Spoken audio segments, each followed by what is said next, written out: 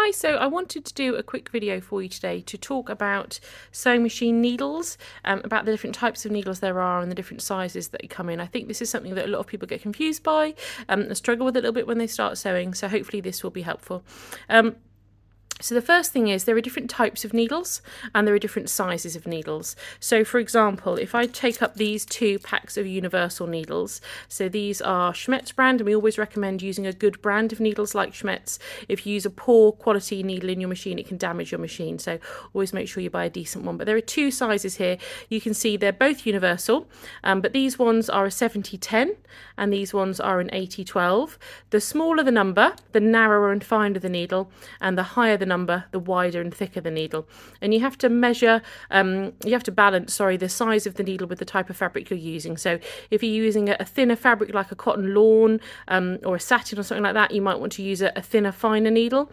And if you're using a thicker fabric like a cotton poplin or a thicker kind of cotton like a quilting cotton, you'd use an 80.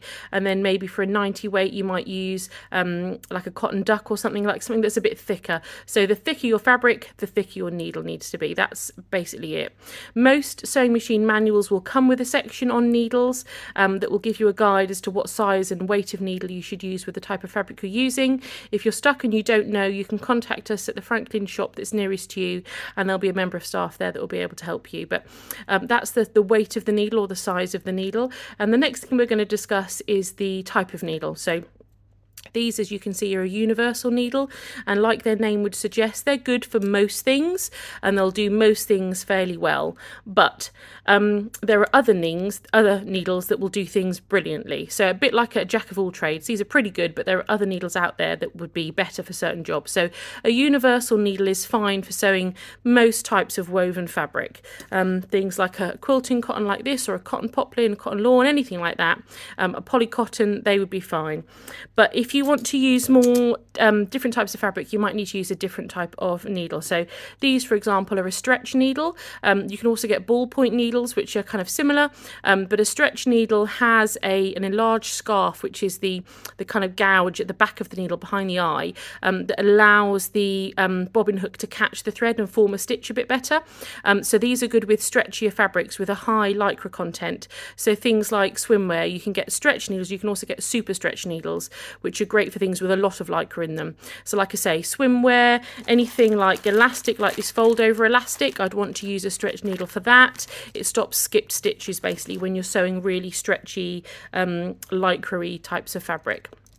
So that's that. They also have ballpoint needles which have a rounded end to them, which won't pierce the fibres of the fabric. They'll slide between them and you'll stop getting kind of shredded seams, which you can sometimes get down the side of your stretchy garments if you've used a universal needle for them. Then I'm going to show you this one. So this is a twin needle. So this is a universal twin needle. You can also get stretch twin needles if you want to use it for hemming t-shirts and things like that. But as you can see, this needle has two tips to it. If I get that back in focus. And so you can thread it up with either one or two different colours of thread to get a parallel row of stitching along the edge of something or other, so it's really pretty. This is a Microtex needle. So Microtex needles are used, and you can see this pack is a multi-size pack, so it's got smaller sizes, a couple of slightly bigger, and then a slightly thicker one. So Microtex needles are really good for delicate fabrics. So something like a viscose, like this, I would use a Microtex needle, like a satin or a silk or a chiffon, anything like that, that's a thin, fine fabric. A Microtex needle is going to really help. Then I've got quilting needles. So these are really good if you're doing something like this, which is a quilted bag, where you've got big kind of thick layers of fabric that you're sewing through that's got wadding in the middle. Sometimes your machine can struggle as it's doing the quilting, the rows of parallel stitching of the quilting between the wadding, and a quilting needle can really help with that. Again, it stops skipped stitches. It's going to help your machine to form the stitch for your quilting, so it's going to look better quality. And then the other type of needle I really like to use is a top stitch needle. So a top stitch needle has a bigger eye, So again, it's going to help the machine form the stitches, and that can be used for decorative stitching. So I used this a lot when I was sewing with metallic thread, kind of around Christmas time and things like that. So whatever you're doing, there's going to be a needle out there that's going to be better for you than just a bog standard universal needle. So if you're not sure, contact your local Franklin store and we'll be able to give you some guidance.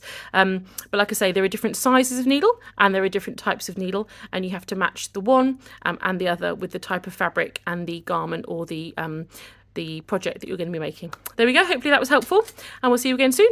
Bye.